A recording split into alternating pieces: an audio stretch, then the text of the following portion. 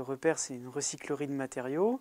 On est une quinzaine de structures équivalentes en France et on fait partie des rares qui sont situées en territoires ruraux. Les recycleries de matériaux sont des lieux où on va mettre à disposition des particuliers des matériaux qui sont collectés auprès d'entreprises principalement, des matériaux qui seraient destinés à être jetés alors qu'ils sont parfaitement utilisables.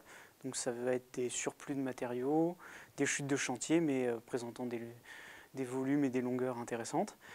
On les met en rayon dans un magasin et on les vend pour des personnes qui font des travaux à la maison, qui ont des pratiques artistiques et qui sont en recherche de matériaux à bas coût. Alors on va faire un diagnostic des déchets des entreprises pour voir ce qui est jeté au quotidien et identifier si potentiellement dans les déchets qui sont générés par leur activité, il y aurait un certain nombre de matériaux qui seraient intéressants pour être collectés plutôt que de passer systématiquement par la filière du recyclage. On imagine que le recyclage c'est un peu une voie à suivre en termes d'écologie, mais ça reste très énergivore et dans les matériaux qui sont recyclés, il y en a beaucoup qui partent à l'exportation pour être recyclés et qui reviennent. Enfin, il y a parfois des espèces d'incohérences comme ça, alors que le réemploi c'est vraiment de prendre les matériaux tels qu'ils sont, de ne pas les détruire pour en refaire d'autres, mais de les utiliser tels quels, parfois en détournant l'usage, mais de garder vraiment le matériau dans son état primitif. Pour l'entreprise, c'est déjà de diminuer leur volume de déchets, parce que le retraitement des déchets, ça a un coût. L'accès en déchetterie, il est payant. Le fait d'avoir sur le site des entreprises des bennes de recyclage, là aussi, c'est un coût. Pour ces entreprises-là, c'est aussi une façon de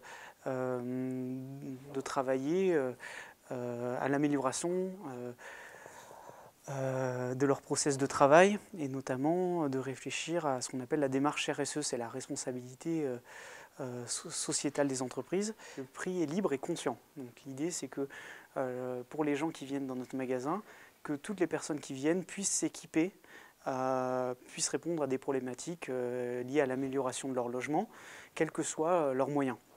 Et donc, on a décidé de mettre en place un système de prix libre et conscient où les gens arrivés à la caisse font eux-mêmes la proposition de prix.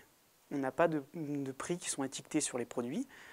Les gens arrivent à la caisse, nous disent, bah voilà, si je vous donne tant, est-ce que ça vous va ?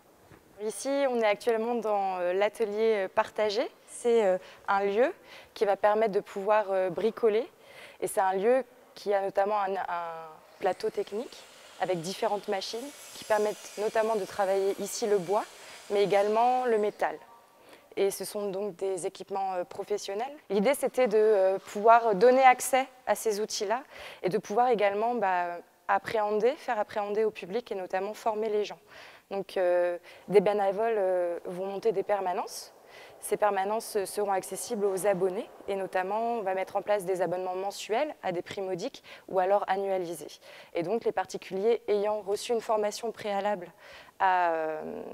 aux machines, notamment les grosses machines stationnaires, pourront donc sur des créneaux réserver un établi pour pouvoir pratiquer le bois et s'initier au travail du bois.